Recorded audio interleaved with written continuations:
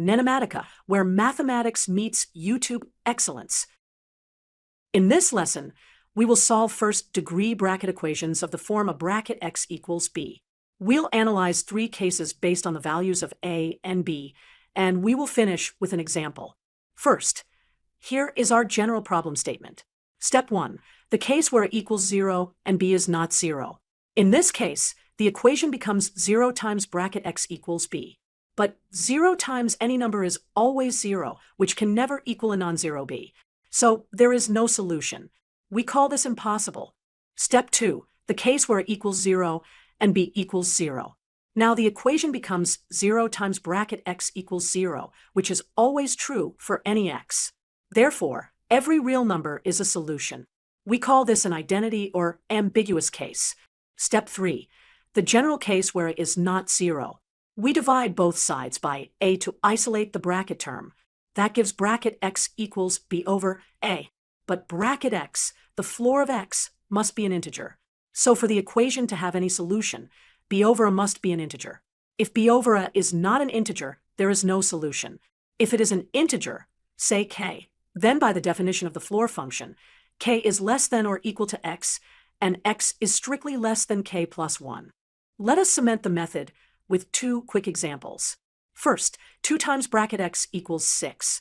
Divide by 2 to get bracket x equals 3, which is an integer. Therefore, x ranges from 3 inclusive up to 4 exclusive. Second, 2 times bracket x equals 5. Dividing by 2 gives bracket x equals 2.5, which is not an integer. Therefore, there is no solution. Summary. For a bracket x equals b, if it equals 0 and b is not 0, impossible, no solution. If it equals 0 and b equals 0, identity, all real x are solutions. If it is not 0, then bracket x equals b over a, which must be an integer. If it is an integer k, the solution is k less than or equal to x less than k plus 1. In this example, we will solve an equation that involves the greatest integer function, also called the floor function. Here is our problem, exactly as shown. 3 times bracket x bracket plus 6 equals 0. Step 1. Isolate the term with the greatest integer function. We use the subtraction property. Move the plus 6 to the right side as minus 6. That gives 3 bracket x bracket equals negative 6. Step 2. Solve for bracket x bracket. Apply the division property. Divide both sides by 3. So bracket x bracket equals negative 2. Step 3. Translate bracket x bracket equals negative 2 into an inequality using the definition of the greatest integer function. The rule says, if bracket x bracket equals n, then n is less than or equal to x, which is less than n plus 1. Substituting n equals negative 2 gives negative 2 is less than or equal to x, which is less than negative 1. Now, let us visualize that interval on a number line. We will highlight from negative 2 to negative 1 with a closed dot at negative 2 and an open dot at negative 1. Step 4. Write the solution set in interval notation. The solution is d equals bracket negative 2 comma negative 1 parenthesis. Quick recap. We isolated the greatest integer term, solved for bracket x bracket, applied the definition to get an inequality, and represented the answer on a number line and in interval notation. The final solution is x in the interval from negative 2 inclusive to negative 1 exclusive. Example. We will solve the equation. Open bracket x close bracket plus open bracket, the square root of 67 close bracket equals 0. Our plan is to evaluate the constant floor first, then isolate the floor of x, and finally translate that into an interval for x. Step 1. Evaluate the constant floor term. If n is less than or equal to the square root of a, and the square root of a is less than n plus 1, then the floor of the square root of a equals n.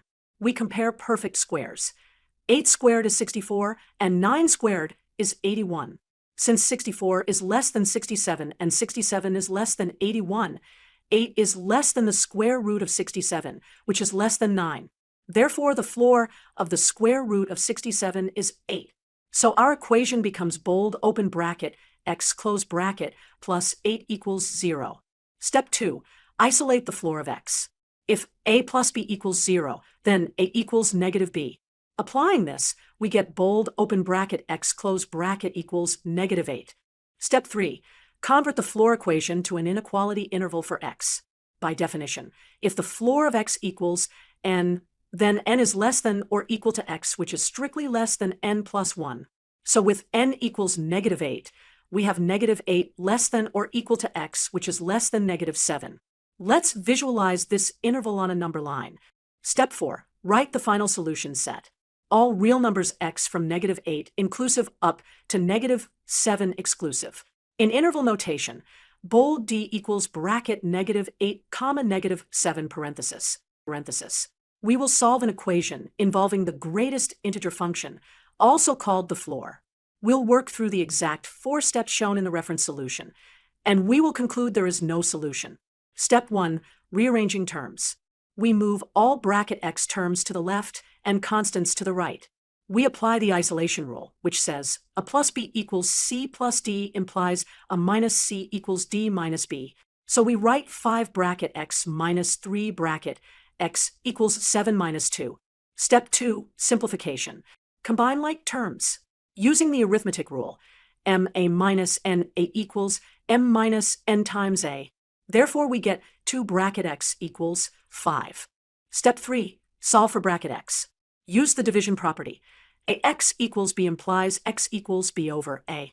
So bracket x equals 5 over 2, which is 2.5. Step 4. Integer constraint. By definition, the greatest integer function always outputs an integer. So bracket x belongs to the set of integers.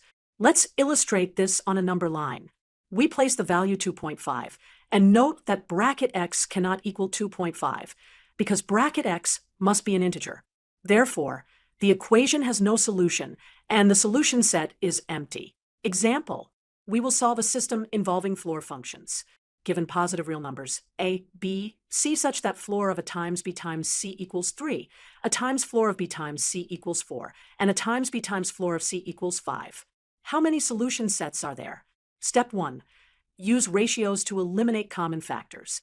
Divide equation 2 by equation 1, and equation 3 by equation 2. From 2 over 1, we get a times floor of b over floor of a times b equals 4 over 3.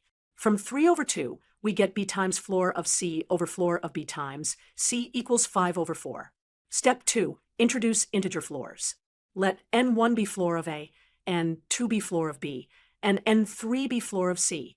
Then we can rewrite the original system as n1 times b times c equals 3, a times n2 times c equals 4, and a times b times n3 equals 5. Step 3. Multiply all 3 equations to get a compact expression. The product abc squared equals the product of bc and ac. Therefore, abc quantity squared equals 60 divided by n1, n2, n3. Set t equal to the square root of 60 over n1, n2, n3. So, abc equals t. Step 4. Express a, b, and c in terms of t, and the integers n1, n2, n3, using bc equals 3 over n1. Equals t over bc, which simplifies to n1 over 3 times t. Similarly, b equals n2 over 4 times t, and c equals n3 over 5 times t. Step 5. Apply floor bounds to pin down t. Since floor of a equals n1, we need n1 less or equal to a less than n1 plus 1. Substituting at equals n1 over 3 times t gives 3 less or equal to t less than 3 times 1 plus 1 over n1.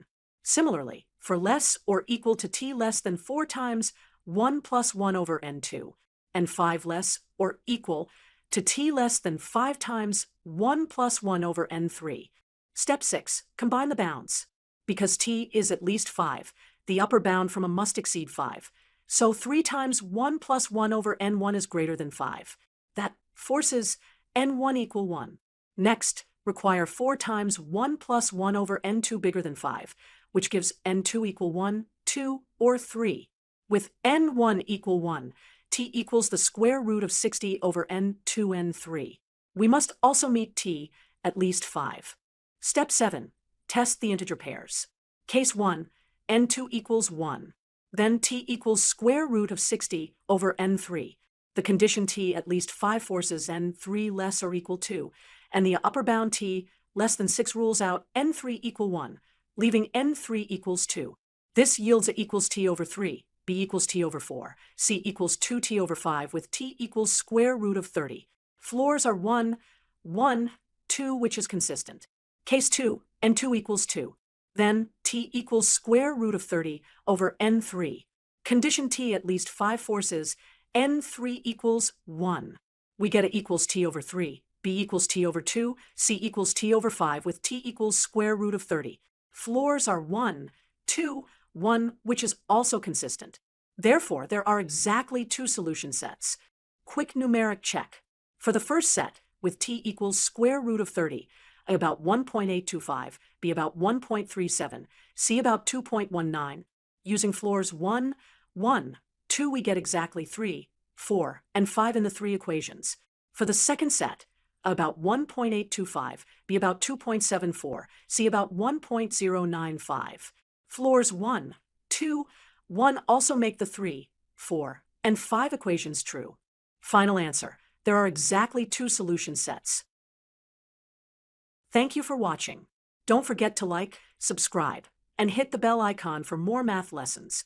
NENOMATICA, where mathematics meets YouTube excellence.